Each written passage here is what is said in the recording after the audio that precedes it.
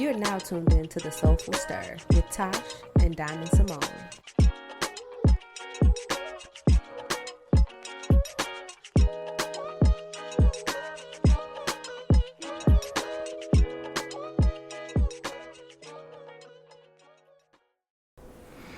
Okay, we live. What's Happy up, Sunday. girl? Happy Sunday. And we're back. We're back.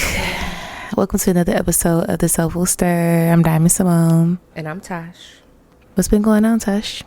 Man, nothing much, but a whole lot. For those of you who don't know, I'm a licensed real estate agent, but I don't really do a lot of direct sales, as far as individuals and things of that nature. I purposely got my license to work in an investor realm, and I have officially flipped my first property here in Michigan. It's been a long time coming. It's a project I started literally 2 years ago that was supposed to be completed within a year. Literally 2 weeks after I purchased the home, or maybe a week after, I lost my niece, and that slowed me down for quite a bit of time. And then a few months after that, I lost my son, so that slowed me down for a lot of time. And so it's been touch and go. I've been trying to be very gentle with myself throughout the process, because I realized that things have just happened that I wasn't in control of. But now, my God, on today, I am relieved, okay? I am releasing that property to someone who deserves it, okay? Because my wallet deserves the increase, all right? Can we get an amen? Amen. So that is literally the highlight of my week. I was so happy that I got that call. And it's crazy because we always talk about, the woo-woo side of things on this podcast, because that's both of something that we're both into. But leading up until this week, I've been receiving so many downloads and so many signs from my son, from my niece, just pretty much telling me I feel like when I get signs from them, I can see my son's name on a car. I could get see their birthday somewhere, just random stuff. We would call my niece Turtle. So turtle sightings are really important to me. When I see birds or dinosaurs, they remind me of my son, because he loved birds, specifically owls, but he loved birds. So I say all that to say I have been getting a lot of signs throughout the last 2 weeks of girl, just slow down. Something is going to happen, because I've been on this great lock-in, you know what I'm saying? If y'all been on social media, people been talking about it, where I've been trying to lock down this last little quarter of the year and tie up loose ends. And one of the things that I've been praying about and trying to affirm and manifest was some type of movement, great movement with this property. Because if you are aware, when you put a lot of money into a property, this is a property I bought cash. I bought this with my savings. I ain't had no mortgage loan. You know what I'm saying? So it tied up my funds for a long time. My quality of life had to shift drastically to accommodate just the moving forward with this project. So this is a weight. When I say a heavy weight lifted off my chest, I'm not saying that I'm done with the investment realm. I'm not done with properties. I'm not done with real estate by any means. But sometimes you just got to get out of a situation to get yourself ready for the next one. And I think that's kind of where I am. I just want to get that, release those ties. And then I think emotionally it's been holding me back, because I purchased the house for my son. Essentially I purchased it for him. It was kind of it was one of those things hey, this is a second birthday gift to my son indirectly that I purchased, because I wanted it to stand and withstand and go through our family for years for him. And so losing him kind of made me lose sight. I'm not gonna say made me lose sight of, but it kind of changed my interest and my desire for that particular property and just for that project. So I feel like this was the time I needed to be released from it, so I can prepare myself for the next level. Well, you just said a whole lot, and I 1000% get it. I'm very happy for you that you were able to reach this milestone, because I know it is as someone who is also invested in real estate, it is a journey, to say the least. And I kind of got into it. Like every other person, you get into it, as it's kind of a blind thing no matter how you jump into it. When you just jump in head first, there's a lot of learning curves that occur when we are talking about property and investing your money into property. So I 1000% get it. And yeah, we got to go celebrate. We got to go to our little spot. I'm actually going to our spot later today, actually. But, you know, I can always go again. Yes, so. Absolutely. Yeah, so that's really, really great news. And that's so interesting, too. We were talking about that yesterday when you were saying that you were getting downloads regarding this project, because I saw your post that you made with the truck with Royce's name on it, just like prior to you getting that offer. So listen, and the crazy thing about it, if things you know been real estate, interesting. if you know real estate and you know people, so like I have this advantage in the real estate market, I feel, only because I've been involved in every aspect. And I say that because I was a homeowner. I purchased my first home, like my primary residence, as a young adult. Like I was young. I was like 22. But at that time, I was working in the insurance industry. So I'm very well versed on like property insurance, things of that nature. Then I worked in the banking industry. So I learned a lot about mortgage loans, all of that other stuff. And then I went to law school. So I learned about all the legal like everything made sense to me. But I say all of that to say, just a little bit of insight. It's funny because we've been, like I said, we've been desperately trying to kind of get rid of this project, this property, and in this project. But you know, like I'm ready to end it, but I ain't no fool. And so I have a trusted friend that's a realtor as well. And I was like, hey, I'm gonna I trust you with my property. I know I can do it myself because I'm an agent, but I don't want to deal with this. Once again, I'm trying to get out of the headache of this property. So I don't want to have to be immersed in it too much longer, like listing it X, Y, and Z. And we got an offer. And the first offer was so crazy. And I was like, this person is ridiculous. Like, are you kidding me? Like, I already listed it at what I thought was a low price, but it was modest. You know what I'm saying? And it's crazy because I end up countering back like, bruh, I need $20,000 more than you asking for. And then within like a day, he was like, okay, I'll accept. And I was like, people be trying to play you. So I'm going to say that in this segment. This is just another lesson that Tash taught you. Like, don't let people play in your face. I don't care. First of all, don't be too desperate, but definitely don't let people play in your face, because I honestly know that this has to be another investor.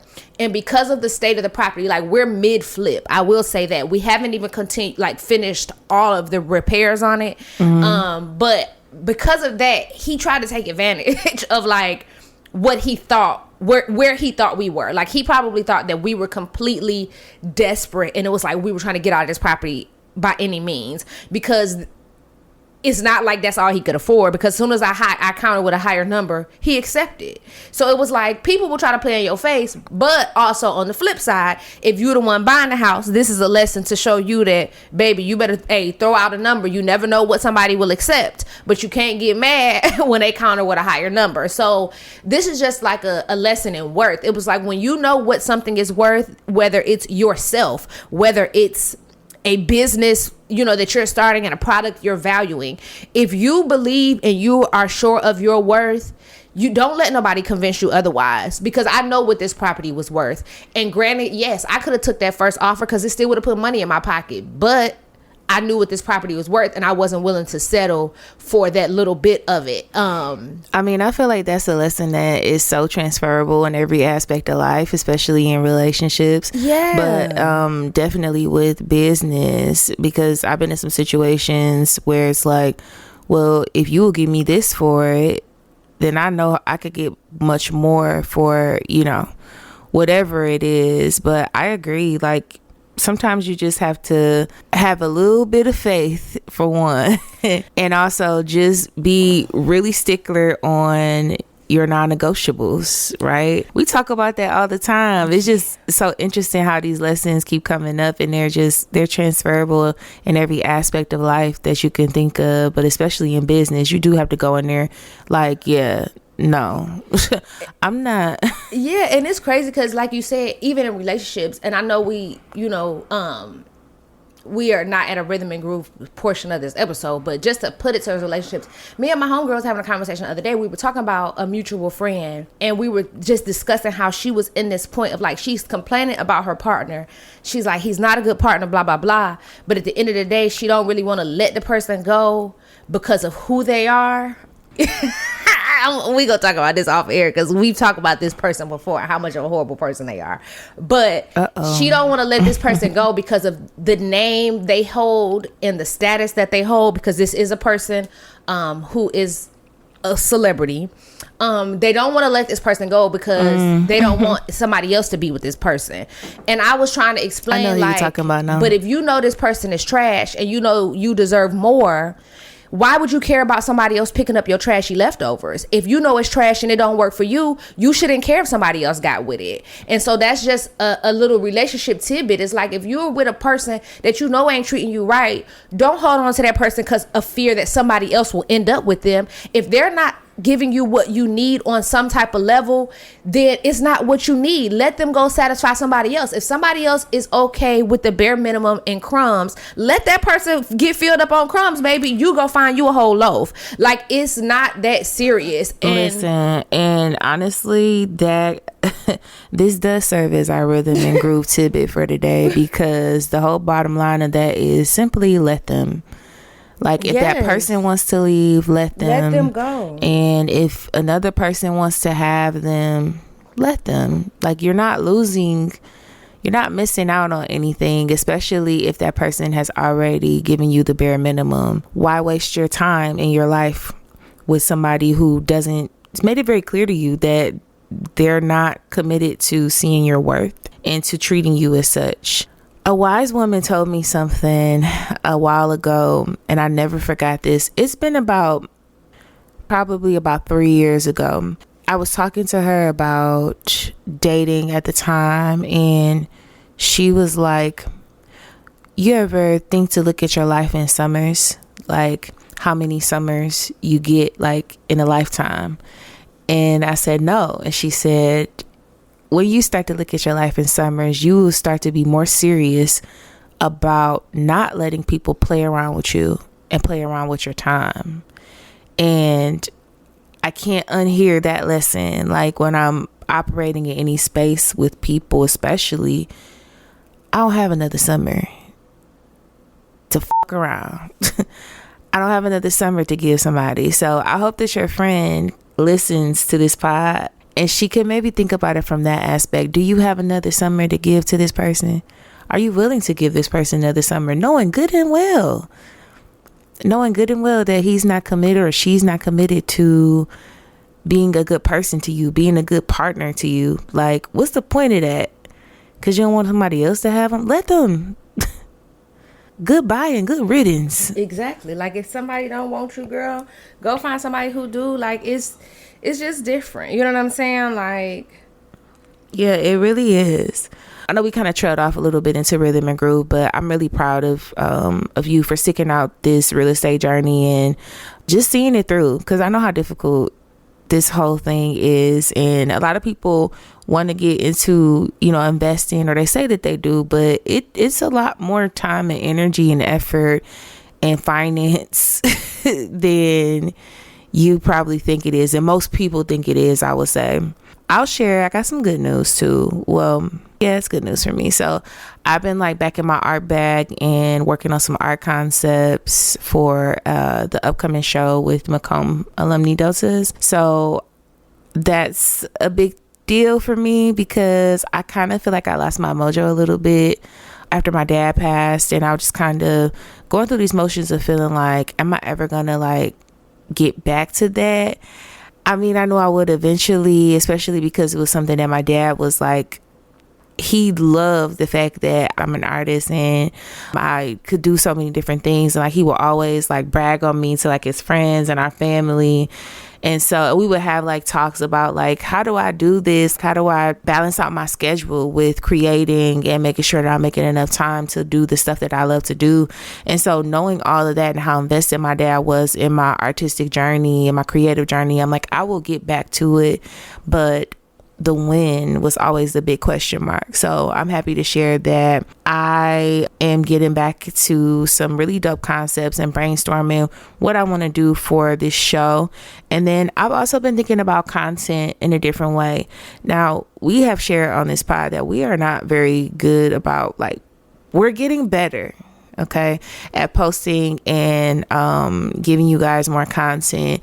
And so a part of that is just brainstorming the ideas that comes behind that. This takes a lot of work and it takes a lot of effort to post on your on your social media pages every day. But if you follow me on my personal page, you'll see that I really don't post. Like, I post every blue moon, but I'm trying to get better at that. So that's my good news to share. I can't wait to share the piece that I come up with. I already have a concept in mind for what I want to do. And I just can't wait to share the story behind my art concept that I'm working on. So probably will go into drafting phase this week, by the end of this week. So yeah, want to slide over to Mind, Body, and Balance, Tash? Yes, that's good. And I'm glad you brought that up. And I'm glad you're getting back to something that you love, and that brings you joy and that makes you happy. That brings me to a point of sometimes you just have to do things by yourself. Sometimes your journey is about you. And the lesson in that, and it's crazy because on episode 1, I told y'all I was churchy adjacent. But everything turns into a sermon around here. So this past week here I was about to say here in Atlanta. Like, why was I about to say that? Because we are not in Atlanta, but we can be. No, we can't be, because I absolutely hate that place. Oh, goodness. But what I was about to say was, here in Detroit, so on Monday we have this new thing that they've started doing, probably right during the summer. We have this place called the Lexus Velodrome, and it's like an indoor. I think it started off as like an indoor, like BMX, like biking facility. Like, it's a lot of stuff going on in there. I used to go there years ago with my run. Well, when I was in a run club, and we used to kind of like run indoor, like, stuff and train inside, especially during the winter. It's just one of these kind of like all open spaces, whatever. Long story short, they've started doing this thing where it's like an adult night skating during the week. They have a DJ come. And they have drinks, they have snacks, and you can just skate around in there. It's just kind of like an adult place to kind of party. Well, not really party, but just kind of relax and let loose. I think it's like from 8 to 12 or something, a little modest timing, because it's on a Monday. I've been wanting to go for weeks, and last night I was like, hey, I really want to go. Reached out to some people, and everybody like, oh no, I can't go. And what surprised me is that I didn't go. If you know me, I've talked about it a lot. I love doing stuff by myself. I will go to dinner by myself. I'll go to the movies by myself. I will vacation, go out of the country by myself. I am a by myself type of girl, okay? Not saying that I don't mind people doing stuff with me, but I'm a very... I don't want to say pensive, because that usually kind of has a negative connotation, but I'm a thinker, and sometimes I just like quiet, and sometimes I just like being with myself so I could just think quietly. I hate being with people and I'm in my quiet mode, and people are like, what's wrong with you? Why you not talking? I'm like, bitch, I'm thinking. My mind works. You know what I'm saying? I read a lot of books, okay? I got thoughts going through my head that I'm trying to sort out. But I say that to say I should have went, because I woke up the next day and I was so upset that I saw so many people that I love. Like, my cousins went, friends of mine went, and I'm like, why didn't I go? And it was because of other people. And I was like, Tash, you know better than that. And it's sometimes that you will miss out on opportunities because you feel like you need an audience and you feel like you need somebody to go with you. And that's not always the case. And that's on a lot of journeys in life. I feel like sometimes we miss the mark, or we miss our calling, because we don't think our families will be supportive. We're not getting the support from our friends. When you're not doing it for them, you're doing it for you. Not saying that it was, like, it made me or broke me that I didn't go skating, but it was one of those things like, better than that. Like, you know what I'm saying? Like, I've never been a person that I need somebody to go with me to have a good time. Like, I could have went by myself and had a blast, even if nobody was there that I knew, because that was something that I wanted to do. But if I would have just gone, I still would have been fine, because everybody was there that I knew. You know what I'm saying? Mm-hmm. But it's one of those things that you don't know what you're going to get on that journey if you don't go on it because you're waiting on other people. So that's for like young adults that are listening to this. I know my nieces and nephews listen to this podcast. They're young. You know, I want to say that in all aspects of life. Like, you know, when you're going to college, just because your friends don't want to go to the same college you want to go to, that don't mean don't go. Because I look at it like this. The Lord didn't put it on your heart to do a certain thing if it wasn't meant for you to do. And if you don't do it because you're waiting on somebody else to see the vision, to see it through, you're going to miss out on something that was for you and that wasn't for them. And sometimes, you know, in another aspect, we're so busy trying to be friends with people and trying to make people comfortable that we force them along on a journey that they don't need to be on. And we wonder why we keep having issues along the way. Because there's somebody there that shouldn't be there. I hate to tell y'all this, but a lot of the friends that you have now, you probably will not have well until your adult life. Yeah. Excuse me. And I can say that based off of my personal experience. There are people who I thought I will always be friends with in middle school and high school, and I haven't seen those people in a month of Sundays. I love how you just talked about, or you're open with just a simple task, or what seems like a simple task of just going out and going roller skating and having a good time. But the sheer hesitancy to not want to go or be in places like that alone is something that can easily transfer into other areas of your life. Yes. As you just said, you know, like making a greater decision, such as which college you're going to go to, or whether you're going to move out of state for an opportunity that could potentially change your life. Because it comes down to the fear mindset, behind everything, right? Mm-hmm. I'm glad that you talked about this because I love being by myself. Mm-hmm. Ain't no company like your own. And I'm not an only child, which a lot of people that I've met in life, they seem to think so, because I just operate from a space of comfortability when it comes to being alone. But it's really because I recharge best by myself, and so I need that time to just be quiet. And then also, it's funny that you say that, because people say that to me a lot, and I'm not the only child, but I was raised by one. And so my mom is very intent on, my mama do everything by herself. Like when I was growing up, I used to be like, girl, you ain't got no friends. And she got a lot of friends, but she be like, I don't need them to be up in my face all the time. Like my mom is really one of them people that will get up and go and do everything by herself. And I got that from her. Like, and my brother does that too.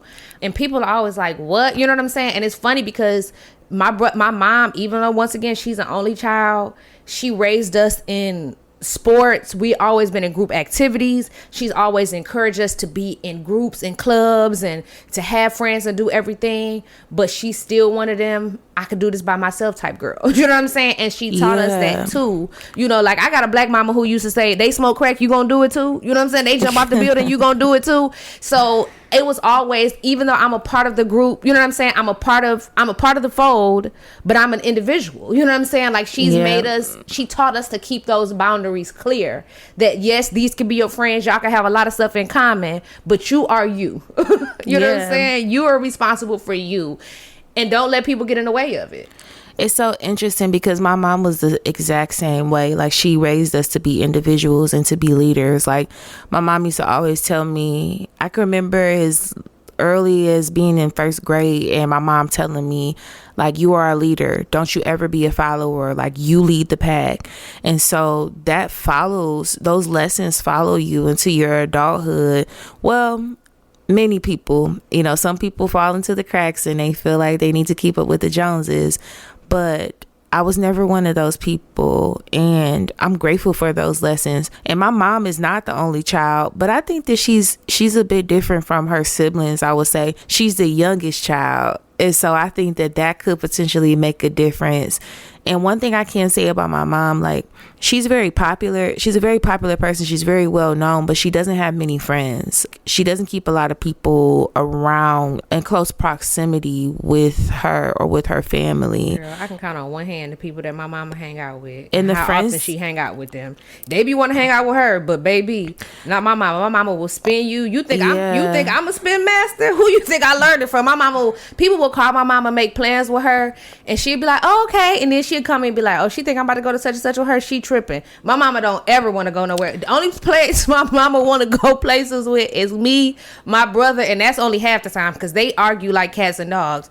And my grandmama, that's it. If not, you got a 25% chance, and 75% is her spinning you. 25% chance that she gonna actually show up. So she's more inclined to hang out with family too.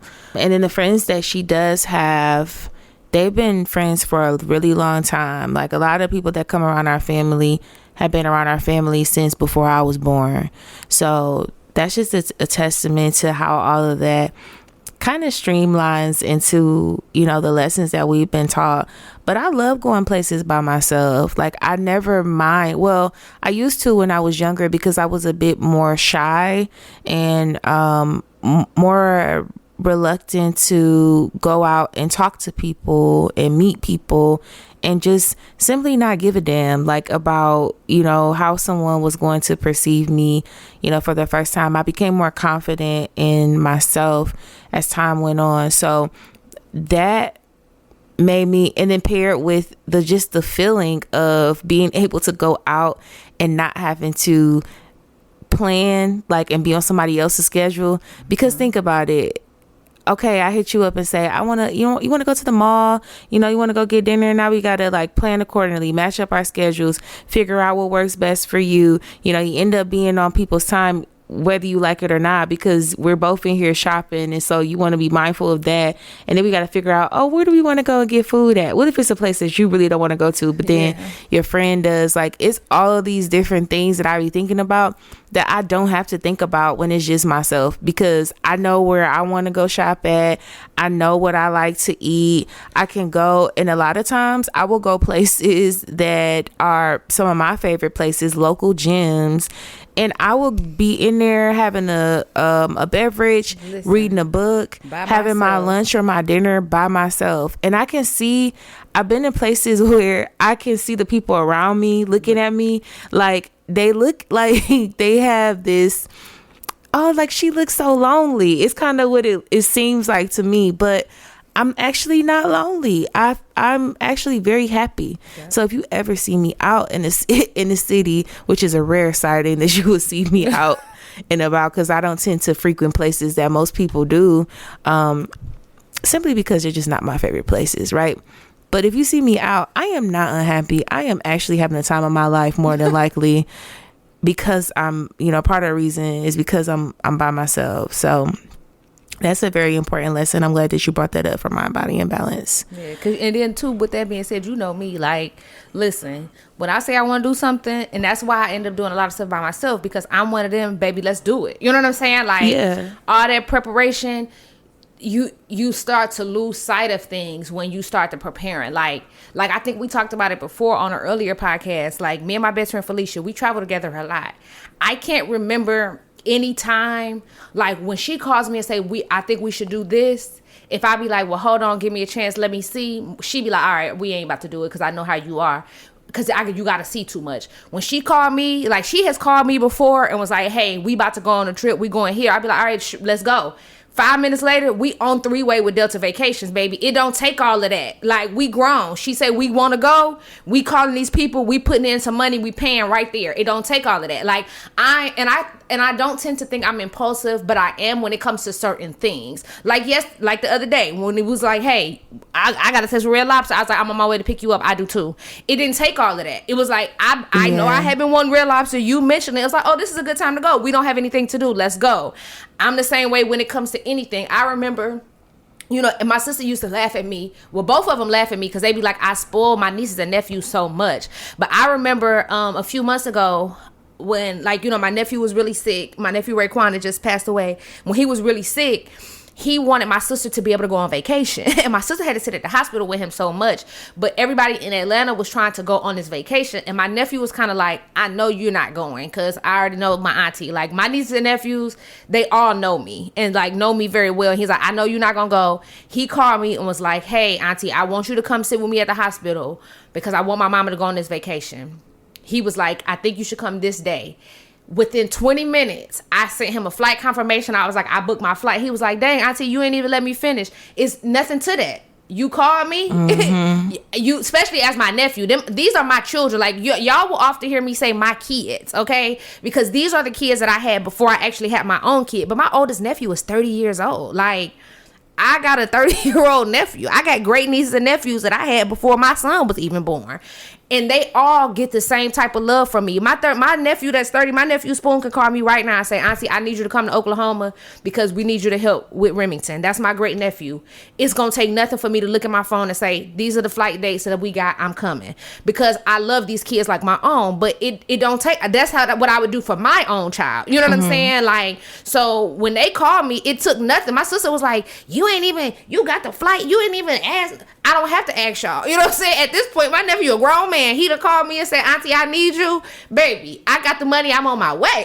You know, so sometimes when you're doing that, but if that would have been a situation where I was like, well, I want one of my friends or somebody to go with me, I would have had to wait to see if they had the money for the flight, you know what I'm saying? To see if they had the availability from work, all of this other stuff. Sometimes you just got to do stuff on your own to get it done. It's so much more peaceful when you get to do it, when you can do it on your own, and when you have the means and you can move like that, move accordingly, because you don't have to wait on anybody. It takes you off of that time clock of dealing with people, and then also it just lessens the stress of the trip, you know, all together, or whatever you want to do. Maybe it's not even a trip. Maybe it's just a simple day out, or, you know, doing an activity. And then I also feel like it's really good to be by yourself in a lot of situations, because you put yourself in a predicament to meet other people. I feel like you have a greater chance of meeting new people when you go out alone than you do if you're with somebody that you already know. Because if you're with your friend or friends, you're not going to necessarily, I would say, well, you could. Some people will talk to people that they don't know or meet other people, depending on the person and also what your intentions are, right? Maybe you're going to a networking event where your intention is to meet new people. Yeah. But in most cases, when you go out to places where you're doing an activity, or maybe there's a more social setting, if you go out with your friends, you're going to stick with the circle that you know best. You're going to, you know, speak to the people or talk with the people who you came with, versus if you go there by yourself. You know, if you're a person like me, I'm more inclined to talk to multiple people and just spark a conversation. You never know what could come from that conversation. Maybe it's an opportunity. Maybe it's a mentorship, or just simply a great connection with a great person. That could be a lifelong connection and a lifelong friendship. You just never know. You might meet your future husband or your future wife. So I'm glad you said that. So real quick, before we end this segment, I was about to get a ladies a tip. Now, I don't know how true this is, because your girl don't be out here in these streets. And I ain't never tried it personally because I'm too mean. But if you're okay with meeting strangers, you know, we talked about that before. It's like, I love meeting strangers. I can't date nobody that I don't have no background info on. But I'm going to say this. The girls tell you, they say it on social media, baby. I don't know how true it is, but listen, quit taking your friends everywhere you want to, everywhere with you, because sometimes these men don't approach groups. We talk about this all the time. These ain't the same men from 1960, 1970, 1980, okay? These is 2000s men. They a little soft. They a little scary. They got a lot of pride. They got a lot of ego. They are the women's. So sometimes y'all got to be by yourself, because I heard that some of these men's, they only like to approach you when you're by yourself because they scared they're gonna get rejected. So do with that what you will, but sometimes you got to take yourself out to a nice happy hour at a nice place, okay? Don't go sit at the happy hour at Applebee's. Don't go sit at the happy hour at Starters. Go sit at the happy hour at Roots Chris. Go to sit at the happy hour at Capitol Grill. Go sit at the happy hour at J. Alexander. Go sit at the bar. You know who else has a good happy hour? Who? Hyde Park. Well, yep. Prime 29, Hyde Park, the nice places. Go sit. Go to the St. Regis Hotel. Go to the Godfrey Hotel. Unless that's the type of person you trying to attract. If you are interested in someone who frequents Applebee's or, etc. But that shouldn't be hard to find, though. Those you find them at the gas station. You can find them at the gas station and at CVS. I'm talking about the real men's with the real monies that extends for generations. Go sit at these nice places, okay?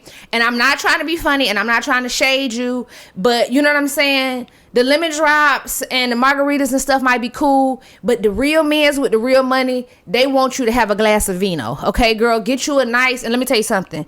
The Moscato and the Riesling ain't gonna do, baby. Get you a nice bottle, get you a nice glass of red, a nice glass of champagne, so y'all can have a conversation starter. Like, sometimes that's just it. Like, even if you're a mocktail girl, get a nice cute mocktail and sit it there, because a man that's interested on you, he gonna come and sit next to you. He's gonna ask you, hey, what are you drinking? You know what I'm saying? Can I get you another one? And that might be the conversation starter. He might say, oh, are you a red wine girl? And a girl like me, baby, I'm a red wine connoisseur, so I'm gonna tell you, hey, I love a good Pinot, a good Malbec, a Shiraz, a Syrah. But have you a little bit of conversation, but be open. Don't sit there at the bar and be on the phone with your homegirl, because he's any respectable man is gonna see that you're in the middle of a phone conversation and he ain't gonna want to stop you. Sit there and just look nice. You know what I'm saying? Read a book or something where he don't mind saying, hey, you know, is it okay if I approach you? Because he knows you could come back to that book and pick up your place. But if you're in conversation with your homegirls and stuff, any respectable man might feel like he don't want to approach you and interrupt what you have going on in that conversation, because that's a respectable thing to do. So sometimes go out by yourself. You never know who you're going to meet. If you know what I'm saying? Even if you simple, I've been at the grocery store before trying to reach something, and a man that came behind me saying, hey, can I help you with this? I'd have had to let him know, like, baby, it ain't me. I ain't your one today. But things like that happen. Go by yourself. Go to places. You never know who you're going to meet. Because sometimes people literally, especially in this world, post-COVID and, you know, hella screen time type of individuals, some of these people don't know how to talk to people unless they by themselves. Some people got social anxiety. So you never know of being by yourself, how that might open your world of meeting new people. Yeah, and that's on a romantic level or a platonic level. Yes, absolutely. So, I mean, we can assume that when you're meeting people, you know, you may have a series of questions to ask them, right? Well, sliding over to sound check, I have a lot of questions, but I just came across something really cool, and that is 50 Cent's 21 questions, but the 1960s version of it. Is the 50s or the 60s? Now, I was on Instagram minding my business, and it's popped up on my algorithm, and it was this guy reacting to this song, and someone took 50 Cent's 21 questions and they remixed it with this 1950s, 60s flair to it. Y'all, I'm not really an AI girly. Like, I see some benefits of like AI, but like in the way of how it's being used for creative work, I'm not really a big fan. I ain't gonna lie. But you know, and I hated it when they tried to say that Aretha Franklin, it was the one who made the was it Meg Thee Stallion?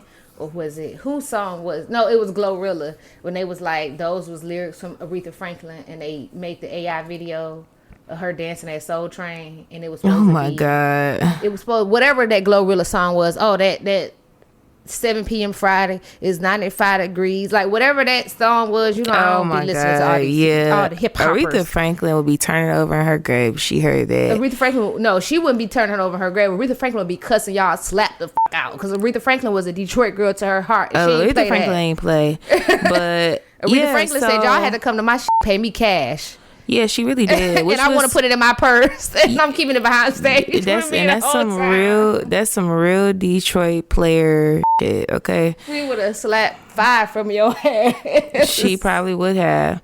But there is this page on YouTube. Now, I'm not pubbing this page, but I'm just telling y'all where the information came from. The YouTube page is called Almost Real, and I didn't realize that they have a series, like multiple songs that they have remixed using AI tools to recreate these songs. Now, I won't lie to you, the 50 Cent song, it is fire, y'all. I ain't gonna lie. And it has so many views on it, like so many views via YouTube. So if it's doing numbers on YouTube, I can only imagine like if it's on streaming platforms or any other social media platform, I can only imagine what those numbers are doing too. So I just think that, for one, we know that all of this is just moving really, really fast. Let me just say that, like, it's advancing so quickly that pretty soon we won't be able to tell the difference between what's AI and what's not, right? Especially when it comes down to video footage, because it's already becoming difficult for us to decipher what's real and what's not. My mom, she sends me stuff sometimes and I be like, Mom, this is AI. But when I'm looking at it, I'm like, yeah, I can see why it's hard to tell whether it's AI or not, because it's just so good. It's getting so advanced so quickly.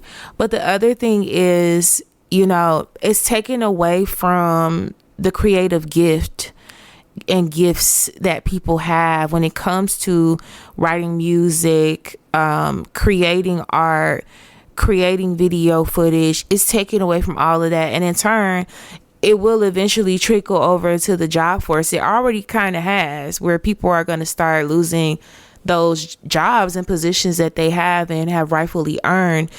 Some people have rightfully earned to be in these positions. Well, all it's gonna do is give me a whole lot more work. It's something to think about. There's gonna be a whole lot of lawsuits.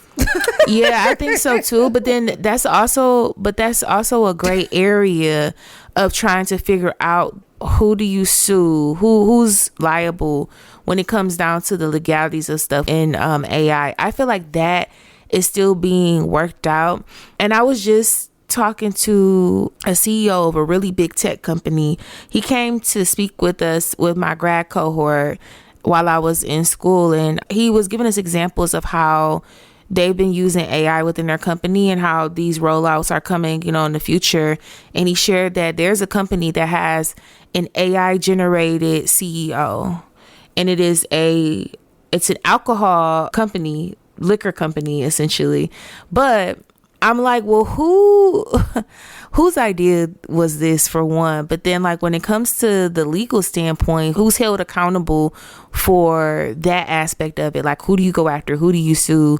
Who's controlling the CEO? You know? Yeah. So maybe that is who you go after. I don't know, but it's a lot of gray area with that. So yes, I agree. There will be, I feel like we're going to start seeing lawsuits more and more. We've already started to see them, but it's scary, like, to think that this song, it actually sounds really good. And it is. Well, and also, I feel bad, like, for saying, like, the song does sound good, but I also recognize how harmful it is. And then the use of AI tools is also an environmental justice issue that people are not talking about because of the natural resources it uses for people to generate these videos and use tools that give us quick answers and give us quick solutions to things. But we live in a microwave society, right? We want everything very quickly. We want it now. To an extent, I get it. I am part of all of this. I just think that we need to start having more important conversations around that, and also encourage conversations that are teaching us to be more mindful of the use of these tools. More and more people have been talking about it, but it's still not enough. And we still gotta, like, chop down on using them, especially for the pictures, because some of these pictures that I'm starting to see, they look very real. They look very much like, oh, you went to a studio and had that done. Or, oh yeah, that is such and such, one celebrity taking a picture with another one. Like, it can be harmful in the future. Well, that's what I'm talking about. Not necessarily the recreation of music, but if you post me in a picture if you post me in a picture that I know I didn't take, I'm suing your ass. That's defamation. Like, you can't do that. That's using somebody. I ain't about to get into the details of the law because this ain't that. But that's using someone's image and likeness without their approval. You cannot do that. That's just like once this podcast get big and we start posting pictures of us and people see us. Once you use my photo, and I'm telling y'all right now, this is a heads up. You use my photo. Diamond might be cool with it, but I ain't. If you use, and she ain't, but if she changed her mind, that's on her. If you use my photo, I'm not cool with it, and say that I'm promoting a product that I'm not promoting, if you use my photo and say that we're coming to an event and we're not coming, don't promote your event and say, oh, well, the Soulful Stir podcast gonna be here and we're not coming. If you ain't paid no dollars to use my stuff, if you ain't put us under no contract for promotion or anything, I'm taking your ass up through there. We're going to court, baby. And you ain't seen since Tasha K and Cardi B, baby, I'm gonna take you up through there. Don't use my picture for nothing. Don't put my picture on. I even be telling my family, baby, don't sign me up. Don't tell nobody I'm coming to a family function if I didn't tell you I'm coming. Don't put my name in nothing, okay? You run a strict program. Run a strict program. Don't tell nobody I'm coming. My cousin don't even tell my family I'm coming to the function. No, I done literally because I would not be there. I've literally had cousins call me and say, so and so said you was coming. I said, who said I was coming to that? Like, don't put my name in nothing. They be like, well, are you cooking to such and such? I said, well, who said I was coming to that? They be like, well, so and so, Aunt so and so said you was coming and you was bringing. I didn't tell her that. Never told her that. That's a lie, baby. Don't put my name. Don't put Tosh in nothing I ain't in, okay? Well, there you have it. And let's timestamp that for this episode, just in case anybody tries to play with this. But speaking of, hold on real quick, though. I know I said I ain't had a sound check, but the thing that got me this week that I thought was AI that was not was that song Love Triangle that I sent you by Spice. This episode of The Soulful Stir has been brought to you by Ladybug Organics. Ladybug Organics is a 100% Black woman-owned apothecary. Ladybug Organics offers a host of 100% vegan and organic condition and body oils. Ladybug Organics is known for their Tash Tonic stimulating hair growth oil. It is a 100% organic scalp oil that stimulates hair growth follicles as well as soothes the scalp. They also are known for their Mr. Beard Stuff, which is a highly sought after beard oil for the fellas, as well as their Body Slick body oils that comes in 4 different fragrances. Shop with Ladybug Organics and check them out online at www.ladybug with 2 G's, so that is LADYBUGG organics.com. Also, all of their socials are Ladybug Organics as well. They have a platform on Instagram as well as Facebook and would love for you to follow as well as shop.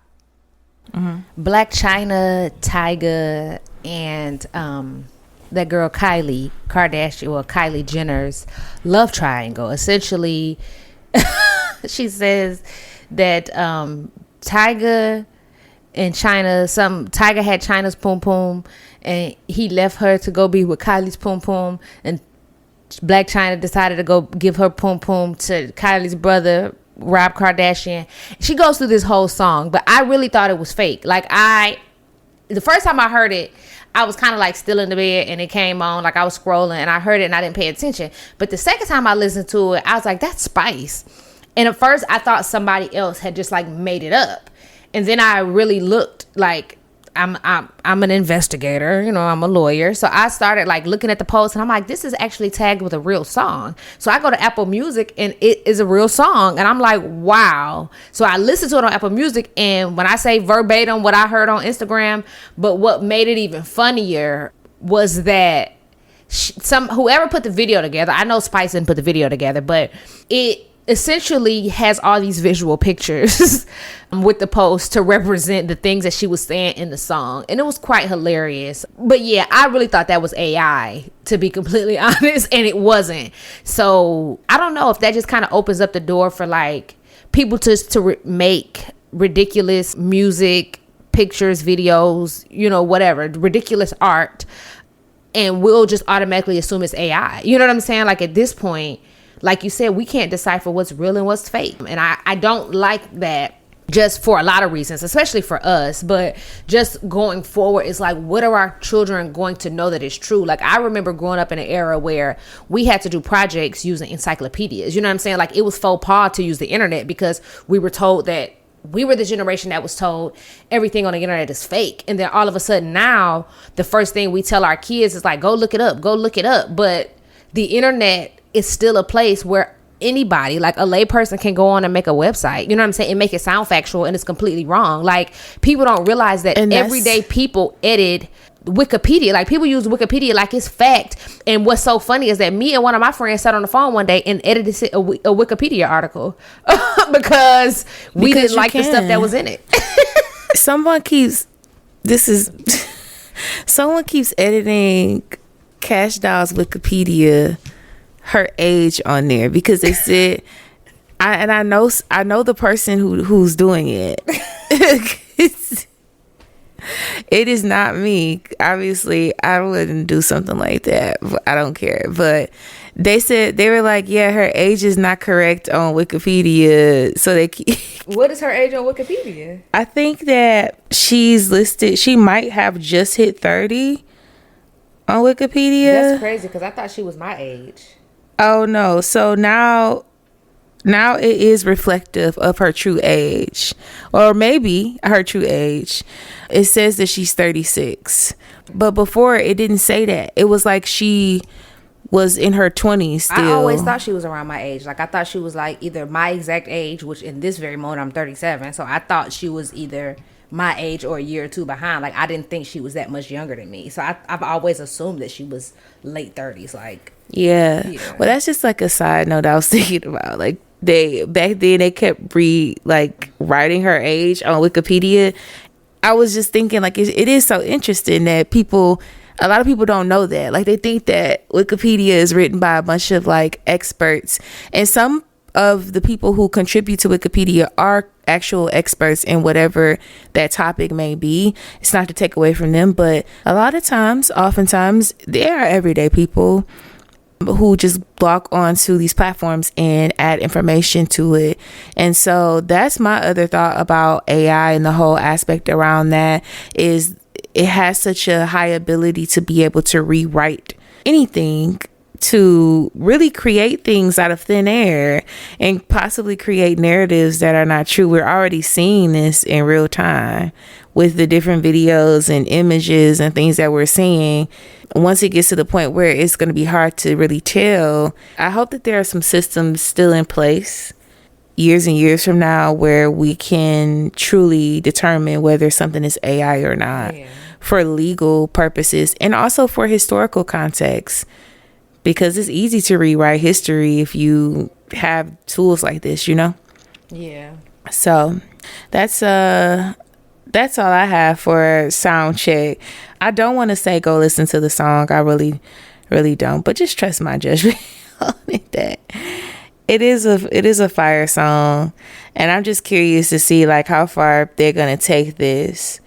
I do want to jump into the delicious dive, because there's something that I want to talk about that most people probably don't know about. Tash, we're going to leave you out of this because Tash is allergic to eggs. But the delicious dive today is going to focus on eggs and doing an egg test.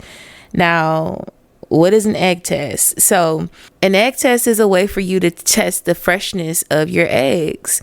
And instead of you just trying to guesstimate, sometimes sometimes you might have eggs that you've had just for a little while, but eggs actually last a long time, especially if they are farm fresh eggs. Like if you have neighbors that have chickens, or you have chickens yourself, the eggs can last like a really long time, and they can last outside of the fridge too, because those eggs that come from someone's chicken coop, they have a protective membrane on them that increases the longevity of the egg.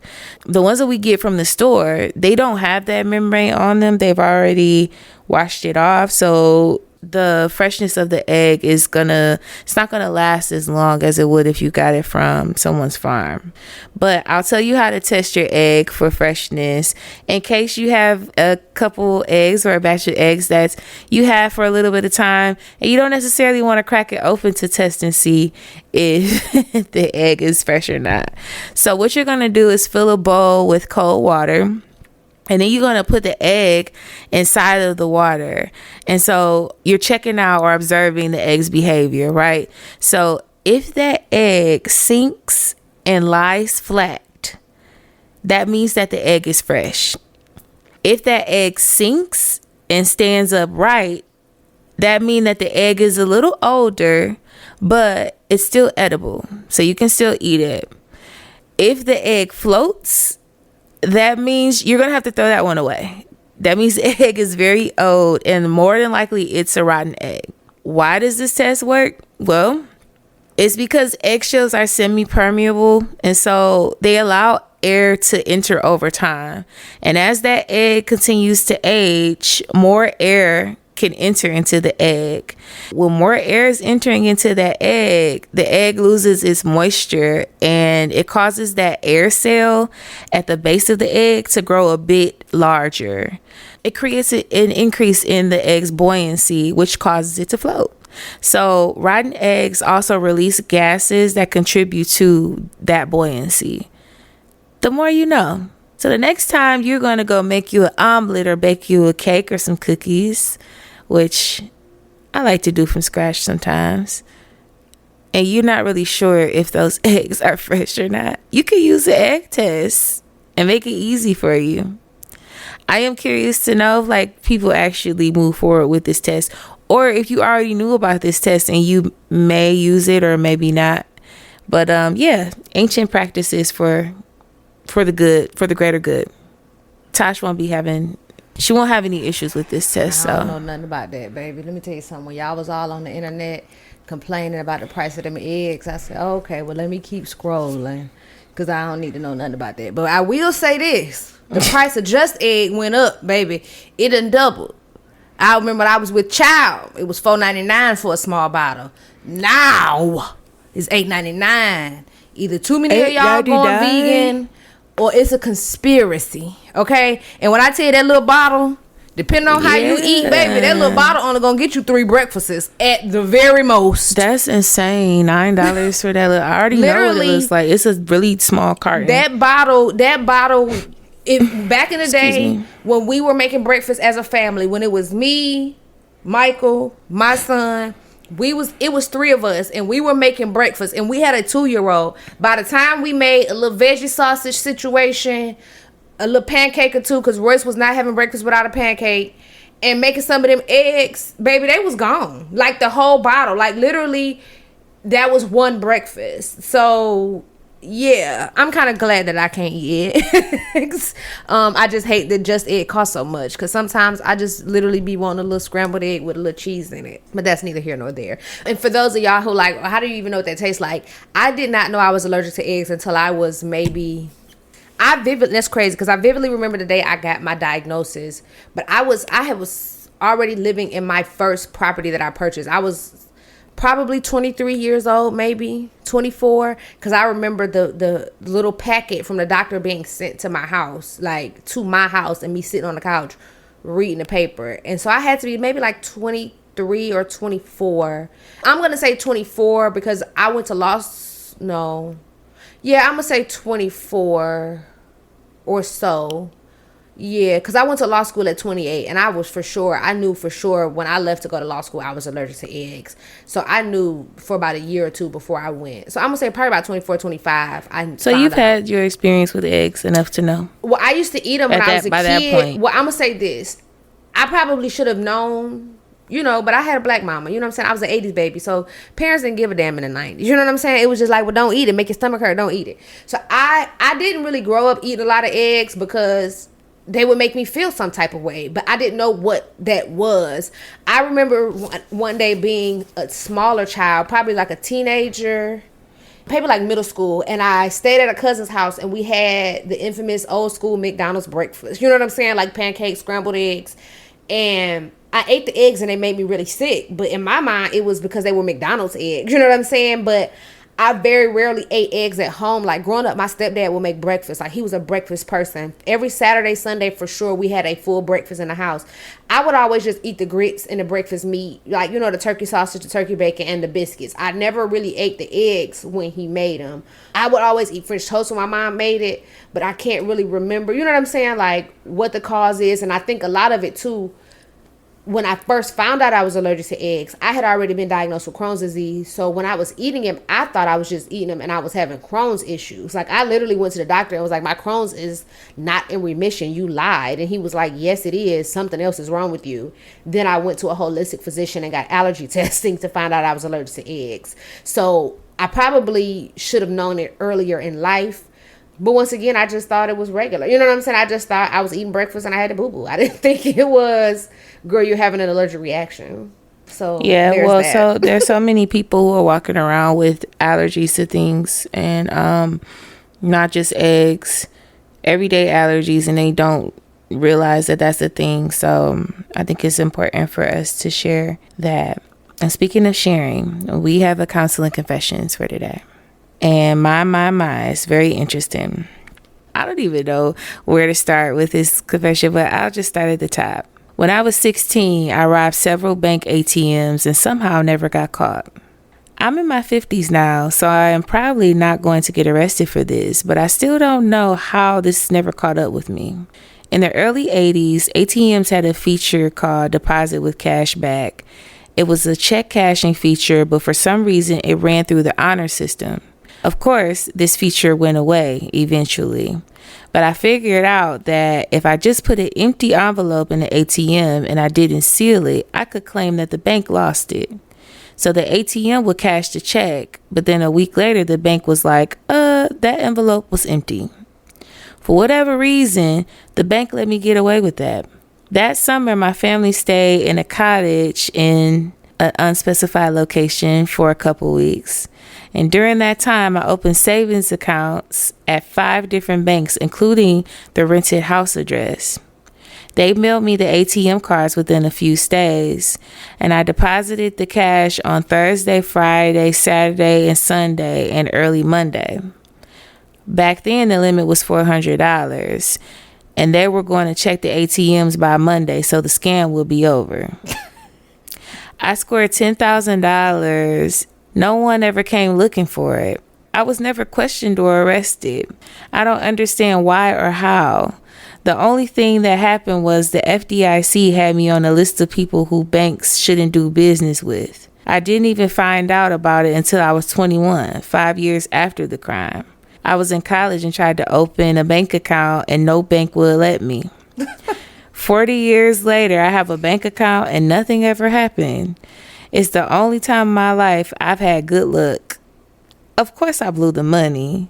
Back then, it was enough to put down on a house or easily buy a car. I spent it on girls, weed, and beer. It was fun, but I wish I was smarter. Wow. Well, y'all. That is very, very wild. That's a wild story. As someone who used to work in banking and used to have to fill ATMs in the morning before we started work, that is very interesting because people don't realize that back in the day the banks used to have like it was so many ways to get around stuff. Working at the bank showed me that. You know what I'm saying? Especially working at a bank that prided itself in having what was called second chance banking for niggas like him who was in check systems and stuff like that. Like I used to work for Best Bank, which was a subsidiary of Guarantee Bank. I think they're all closed now, so I can have these conversations. But essentially, that was one of our slogans. It was like, we provide second chance banking. So you could have been in check systems for various numbers of things, and whereas other banks would deny you, Best Bank would allow you. But let's be clear, that's probably why they're not in business right now, because people got off. Yeah, and then I'm not gonna say the procedures were lax because they weren't, but it's a way to get away with everything essentially at some point. And when you open your door to people who have probably had issues in the past with their finances, be it intentional or unintentional, You're gonna run into that. You know what I'm saying? So I'm laughing because it's kind of like people like, dang, how you get away with that? But as somebody who used to work in this industry, I could for sure see how he got away with that. Yeah. So, Like, and then with the time frame too, like it being in the 80s, I mean, people obviously, businesses, systems, they didn't have the technology and things that they have in place now to prevent something like that from happening. Don't try that today, y'all. yes. Oh, baby. They Don't try that you. today. I just think it's fascinating that that's just one story. Imagine the people who got off doing stuff like that and probably got more than 10 racks off of it. You know, that's really insane. Yeah. Well, we're grateful for the confession that we got today. Do you have anything for the sanctuary scoop, Tash? No, I don't. I just want to thank y'all for continuing to listen. I know we always ask y'all to follow and stuff, which is still there. If you haven't, make sure you do. Comment and, you know, share our things. I see a lot of engagement on our posts and you guys like them, but I will reiterate, please share these things. But I do want to thank those of you who already are doing so. And I just want to thank y'all for continuing to listen. I know who all of you are. I know a lot of people might think it's not, but when you start a venture like this, the support is always very, you know, you don't expect it to be what it is, but I will say the level of support that we received thus far has been astonishing. We're getting close to a point where we're going to come to a wrap on season 1. And I can't wait to roll out season 2. Yes. Because we have so many cool things in store and ideas and updates that we're looking forward to. But I do was about to say, I do know who's watching, who's listening, because y'all think sometimes I don't respond to the stuff because I just I be busy. But I get a lot of text. I say it all the time. I get a lot of texts. I get a lot of calls where people are like, oh my God, I can't believe you said this on a pod. And I appreciate that. But once again, do it in public. You know what I'm saying? I appreciate the flowers in private, but share this stuff. You know what I'm saying? If you heard something on the episode you like, every episode, if y'all haven't noticed, we do put out an official graphic for it. It may not have an audio clip attached to it. It may not be short form content, but we do publish a reel every single Sunday when we publish episodes. If you love that episode, go back, grab that reel. Our Instagram is public. Repost it on your story. Tell people to go listen. Let people know who we are and what you like about the pod, because they might like the same things too. So though I am a firm believer in gatekeeping certain things that I love, please don't gatekeep us.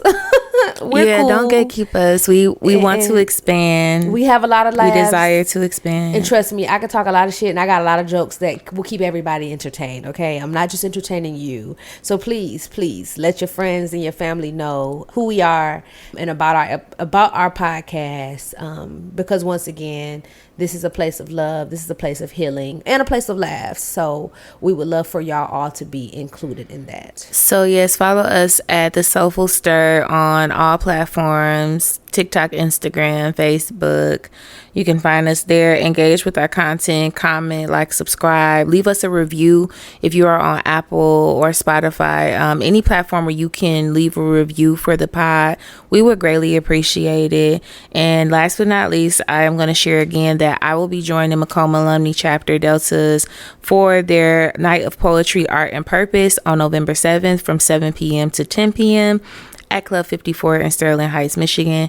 You can grab your tickets for this event at www.macombdeltas.org. Come kick it with me. I'll be doing a live painting and I'll have some time to mix and mingle after the fact. So I hope that you all can make it out and come support the Macomb Alumni Chapter Deltas. Come support me and just come and kick it and have a good time. I think that's it for us today. What you think, Tash? I think we good. I think that's a wrap, y'all. It's been another wonderful Sunday in the Soulful Land. Thank y'all for rocking with us. Yes, thank you so much. Later.